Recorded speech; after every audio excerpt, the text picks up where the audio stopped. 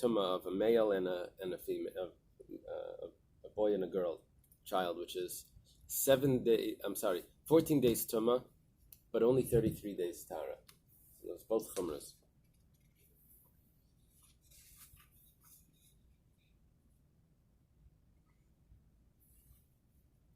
Okay.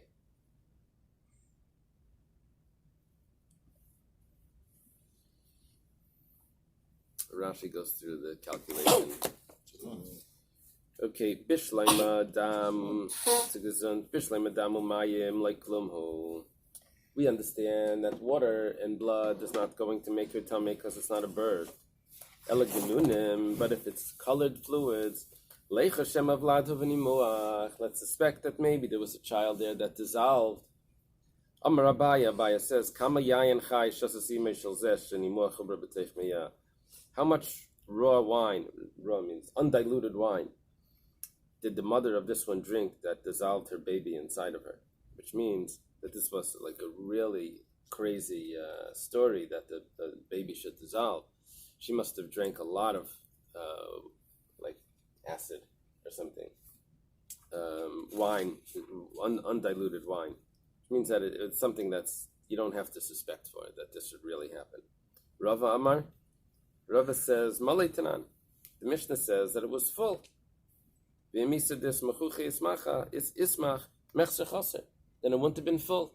This spear, this sack was full. If there was something inside that dissolved, then when it dissolves, it would leave some empty space. The fact that it was like puffed up like a balloon, that means nothing dissolved inside. You would have to say that dissolving doesn't expand it. It doesn't expand when it dissolves. That's what you would have to say, that it gets less. Liquid should take up less space than the solid, because it should all fill in, right? Because in the solid there could be empty spaces. Not ice. That's the different. But in most cases, when something dissolves, it's supposed to take up less space, right? Okay. Rav Ada bar Ava Amar Gavnin Tanan. Rav Ada bar Ava says that it was Gavnin, means colors. If it was dissolved, then it would only be one color, whatever the main color was. But here you see it's different colors. So we say that it wasn't a fetus that dissolved. Now, one of the commentaries takes issue with Rav Ada bar Ava coming in here. And he goes like this. Rav Ada bar Ava is supposed to have been born the day Rebbe died. No, not the day Rebbe died. Rebbe made a statement that Rav Ada bar Ava was born in Bavel, which means that he was alive when Rebbe was alive. It says that here it says Abaya in Rava and Rav Ada bar Ava, which is way too late for that to be, so they want to change it. It can't be Rav Ada bar Ava. However, it's not necessarily an issue because Rav Ada bar Ava, yeah, you want this one? We're saving it. Rav Ada bar Ava, there's more than one Rav Ada bar Ava. It's not a problem. And that's clear. It's clear that there's more than... He's an Amira. They do claim that his real name was Rav Ada bar Abba, and the Ava that gets the hay that gets put in, that's possibly a mistake because of the other Rav Ada bar Ava. Okay, Tanya. Reb Daniel, this Gemara, talking to the phone. This Gemara, you have to look in the commentaries to see how to learn this. Tanya is a brisa. Abba Shaul Aimer. Abba Shaul says, we're going to have two very interesting Gemaras here that I don't have much explanation for, and I think Reb Daniel always sends me some comment on how it should be learned, what the lesson is. You'll tell me. Abashal, I'm a kaver mesim ayisi. I used to be a grave digger. I would bury the dead. Chaver kadisha. But I used to mistakel about samishal mesim, and I would look at the bones. I was doing some study. He was doing research. He said like this: Shaisi yayin chai. Someone in his life drank wine, undiluted wine. Alcohol. So, they have this thing with addictive thinking. So I read this in that book from Rabbi Tversky. So he said there was someone that was getting some sort of pain and he was drinking alcohol. So he was convinced that the pain wasn't from the alcohol, it was because of the water that was in the alcohol. So instead of drinking beer, he switched to wine, so with less water. Because the pain was getting worse. So he switched to whiskey, to have less water in it. So it's getting worse. So anyway, so here he's drinking raw wine. It's not diluted at all. So Atzmais of Strufim, his bones are burnt. What does burnt mean? Black? What is it? Does it say what it means? Burnt. Said the symbol wine.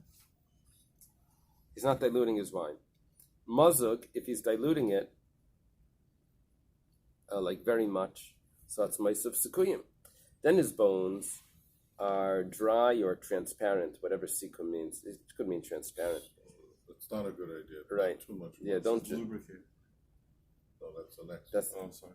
Karai, if it's appropriate, just the right amount for Kiddush and benching, a right amount of dilution. So that's Maisav Meshuchin. Then his bones are like fat, oily, with the lubricate. Yeah. It's full of marrow. Full of marrow is probably what it means. If they want to figure out how someone died, if they find someone dead and they don't know how he died, they check inside the bones to see if the marrow is there, to see if he died from starvation. Because then that would have. So this is healthy bones. Anyone that drinks more than he eats, his bones are like burnt. If he eats more than he drinks, then his bones are transparent probably.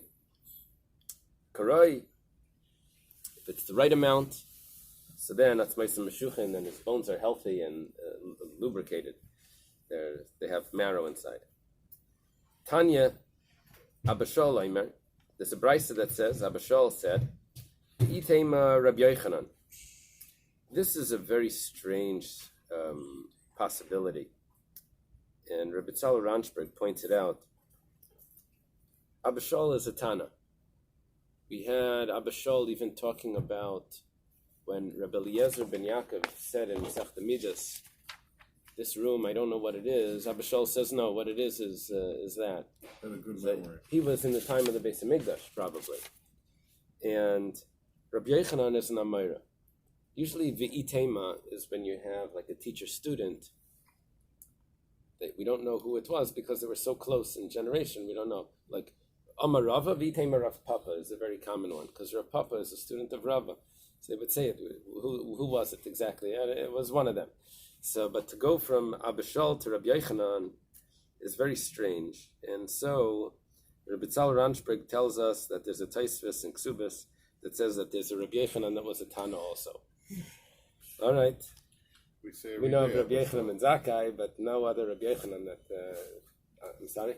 We say every day Abashol. Abashol. Because Abashol... Mishmei da Abashol. Right.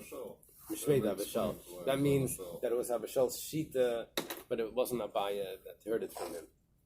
August here it says Yonah's son. Oh. And they bring him Marsha. They have a note here. Yeah, I don't know if Rabbi Yonason is going to help me.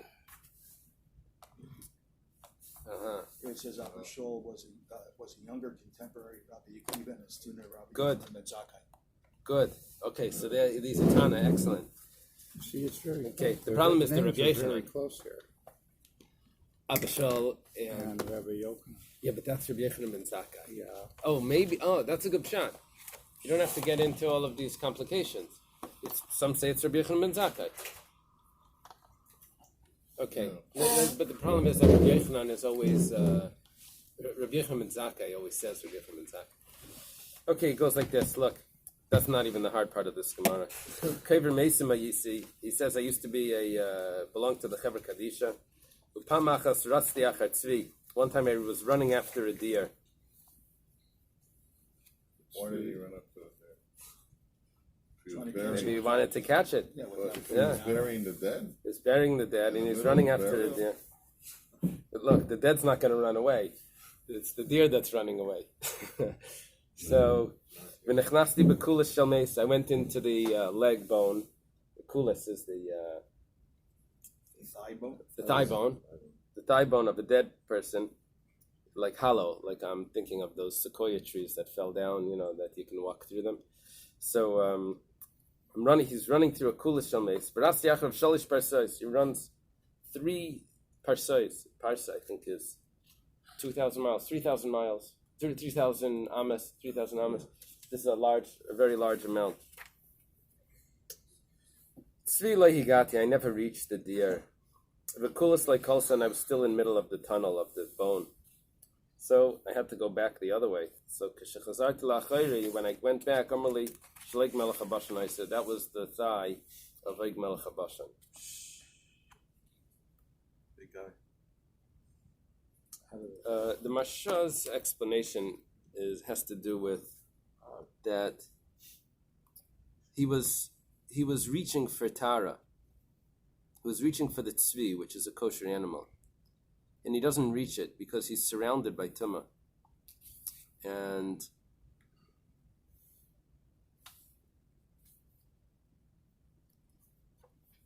he has to go back the other way. It's a little bit of a scary situation. It's like a real deep thing of what this is. Like From the Ben Yehoyada, who do they bring it from? Custom soap. Oh, Ben and the Ben Wow. okay, so Wow, it's like all figures. It says over here that the deer and the thigh bone are muscle for taiva. they're both a muscle for taiva? It says using the deer and the thigh bone as metaphors for enticing base desires which are difficult to overcome. Abishul dedicated his life to the pursuit of spiritual goals. He ran after the deer, but he had not rid himself of negative influences that inhibited a person's spiritual development. He pursued the deer inside the thigh bone of the corpse. As a result, he was not able to realize his potential, attain the degree of spirituality at which he aspired, never reached the deer or the end of the thigh bone. These negative influences are personified by Hoi.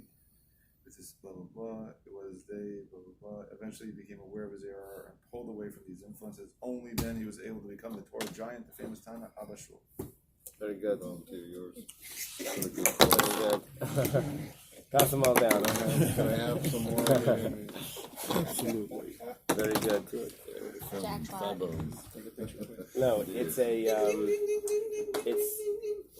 it's a person that's trying to, according to what Yitzi's telling us, it's a person that's not giving up whatever negative things that he has in his life, but he's trying to get involved in Kedusha as well, and he's not able to. He keeps reaching, but he can never get there because he's not dropping those There was those a book, influences. it's called Drop the Rock.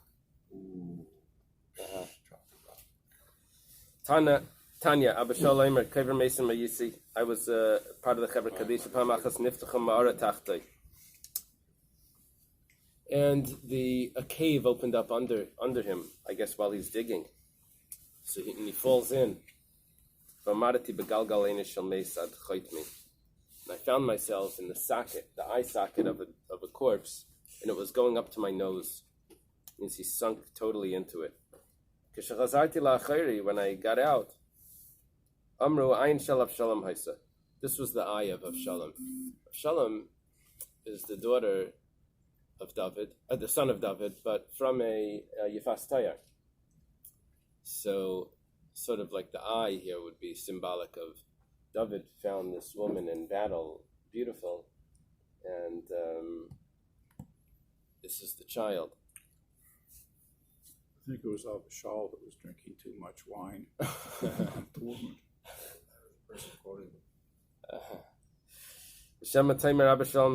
Maybe you think that Abba Shaul was short, and that's why he's up to his nose in the eye socket. No. Abba Shaul Aruch B'dayrei Hava. Abba Shaul was very, very tall in his generation. Reb Tarfon Magiel Ksefei. Reb Tarfon only reached his shoulders. Reb Tarfon Aruch B'dayrei Hava. Reb Tarfon was tall in his generation. Reb Meir Magiel Ksefei. Reb Meir reached his shoulders. Reb Meir Aruch B'dayrei Hava. Reb Meir was tall. Rebbe Magiel Ksefei. Rebbe reached his shoulders. Rebbe and Reb Meir. Rebbe said, I think Rebbe was the one that said, Kirisi Reb Meir Me'acheref. Was that Rebbe? The reason why I was great was because they saw Reb Meir's back. Rebbe Aruch B'dayrei Hava. Rebbe was tall in his generation. Reb Chia Magiel Ksefei. Reb Chia Aruch B'dayrei Hava. Reb Chia was tall. Rav Magiel Ksefei. And Rav reached his shoulders. You're saying figuratively, yeah? You're saying literally? Well, the whole story it has to be figurative, unless you say that he actually fell into someone's eye socket. This is I the don't same know. point they were raising before, but now with sensuality. So Absalom saw things like the wrong thing. And what is the significance of all of these tall, the height? Rav Aruch B'dayrei Hava, Rabbi Yehuda Magiel Ksefei.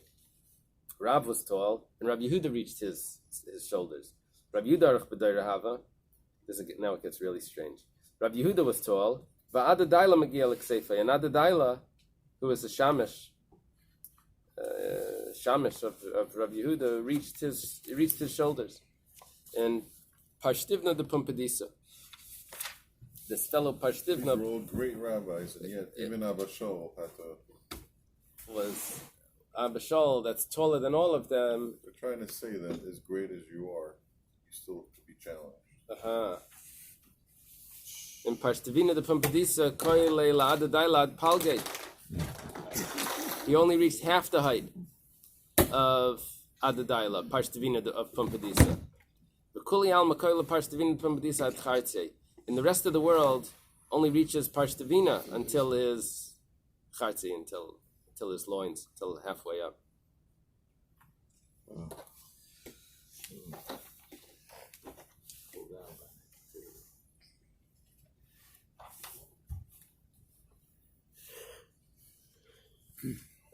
I'm sorry. Somebody speaking? 1 second. I can't hear. Just ordering a pizza.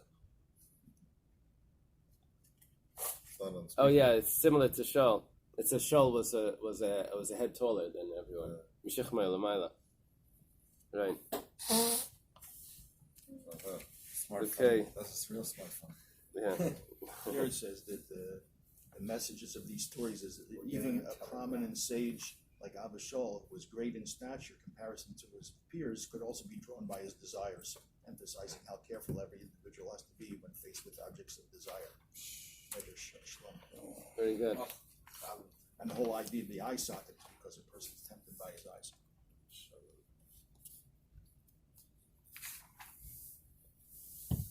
Remember the Mishnah, the Gemara in Talmud, where they brought out the skull to Alexander, and he put it on a scale, and nothing could weigh it down, and nothing could the eye, weigh and more. then when they covered it. They covered it with dirt, and then it was satisfied. Someone's calling me? Marty Schroeder. Oh, sorry. That was Decline? No, that was in the end of Talmud. Shalu Lefnei Rebbe, they asked Rebbe. Now we're going back to halacha over here. They asked in front of Rebbe, Hamapela Shpir Mali Basar Mahu. Let's say there's the sack, but it's not full of liquids like we learned in the Mishnah. It's full of flesh. Amalehem Leishamati. He says, I don't know. I never heard anything about it. Amalafanav Rabbi Shmuel Rabbi Yosi. Rabbi Shmuel says in front of him, Kacha Maraba. This is what my father says. His father is Rabbi Yosi. Rabbi Yosi is Rabbi Yosi ben Chalafta, one of the Talmidim of Rabbi Akiva, one of the 5. Malei dam tmei nida. That if the spear is full of blood, then the woman is tamei nida. Because it's in a sack. It's coming out in a sack, which is a chiddush. Malei basar, if it's full of flesh, tmei leida, then it's considered a birth.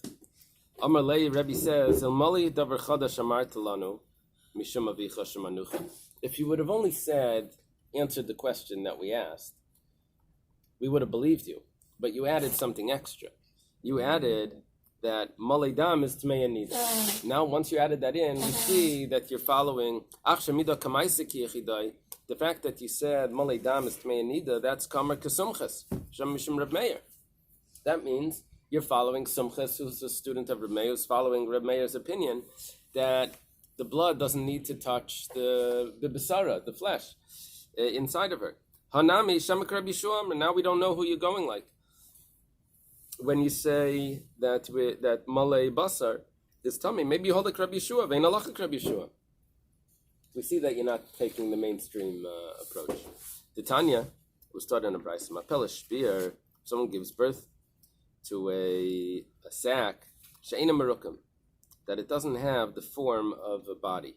Rabbi Yeshua Omer Vlad. Rabbi Yeshua says it's a child, and which means that the mother's tummy. But Chamein Vlad say that it's not a child. Amr Rab Shimon ben Lakish mishum Rabbi Shia machlekes ba'akar. This is only if it's not.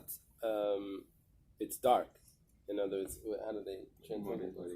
What is it? Muddy liquid. Muddy. All right.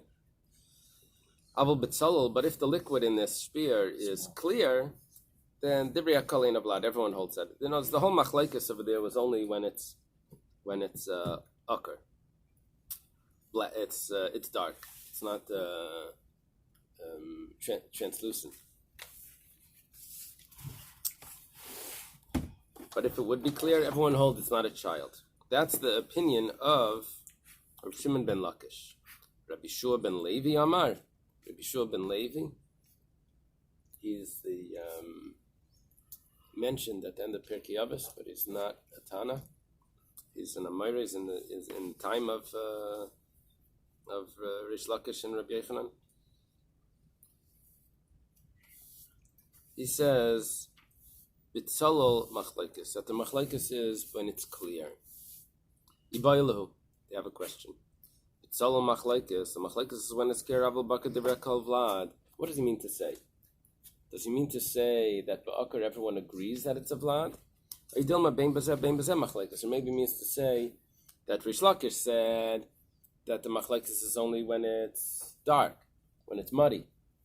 But when it's tzolol, everyone agrees. And Rabbi Shua ben Levi is saying, no, the machlekes is even when it's tzolol. Or maybe he's saying that the machlekes is only when it's tzolol, but ba'akar everyone agrees that it's a vlad. Take it, we don't have an answer. Meisvei, the Gemara is a question. Azu darash Rabbi Shua ben Chananya.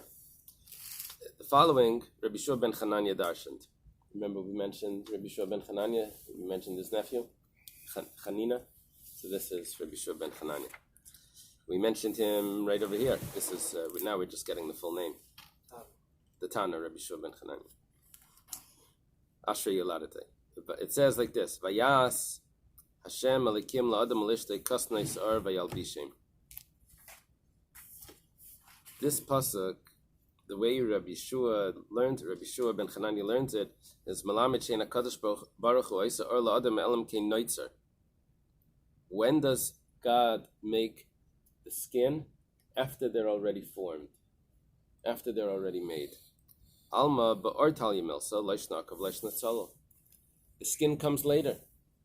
Now, simply the pshat is that God made clothing for them. But here he's learning that he made them skin. And so the skin comes after they're already formed. It says, la'adam alishtei. So which means that if there's skin there, then there must be a whole fetus there. So, leishnak of leishnatzala. Now, amrit bishlam b'tzala machlekes. If we say the machlekes is regarding tzalol, Pasuk is before they informate. No, isn't this when they were embarrassed? That's what I'm trying to figure I out. think this is after they were embarrassed. Okay. It says Hashem made this? Yeah.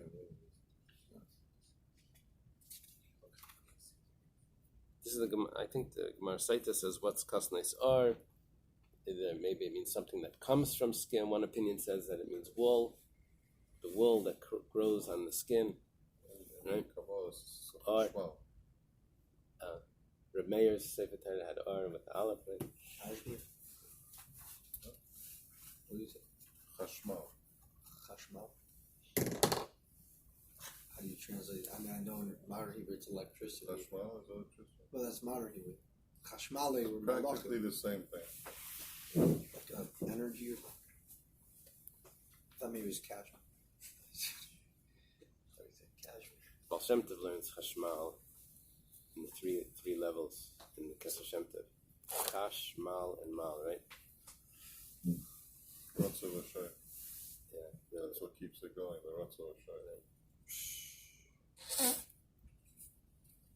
Very good. So, Iyamrit Bishleim Mitzal Machlekes. If you say it's the Machlekes was all about Tzalol, was all about when it's transparent, the fluid, the liquid is clear, and that's the Machlekes. That's why he needs a pasuk to tell me that to prove his case. You'll see. But if you tell me that with the machlekes is about when it's dark, when it's muddy, lamalikra. Why does he have to bring a pasuk to prove his case that it's considered a child? Svara balmo. It's a regular. It's just a logical thing that where is this fluid coming from? It's because something dissolved, and it's like a murky, muddy water. So it must be that the fetus dissolved. We see that the machlekes was tzalal, and nevertheless, Rabbi Yeshua holds, even by tzalal, that it's considered a vlad. Okay. V'chein amar Rav Nachman. This is very strange. This v'chein amar Rav Nachman, because we're not really continuing. We're going back to Rish Lakish. It's really like arguing on this last proof.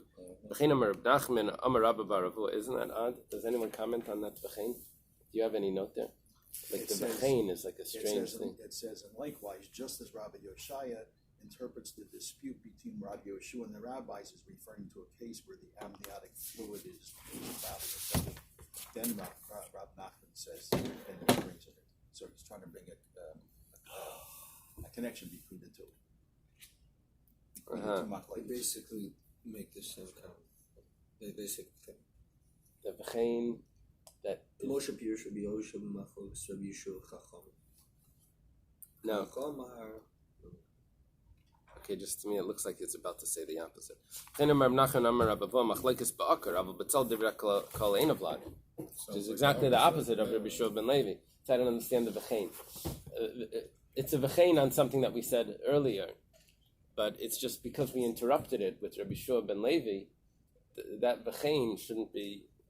It's just strange that you follow up with the opposite opinion and say, and so too. All right. Esvei Rav Rav Nachman. So Rav asked Rav Nachman. Ella Amru Siman Vlad beBehema Daka Tinuf.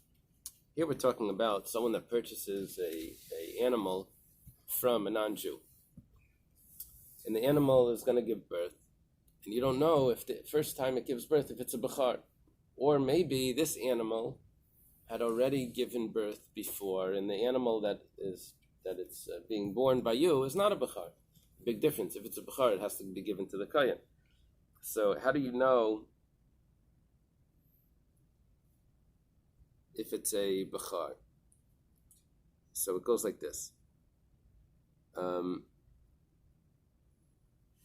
you can't ask the guy because you assume what? The guy is going to want to tell you that it gave birth already because it will increase the price, because the first birth is the most dangerous one, and that's like the risky one.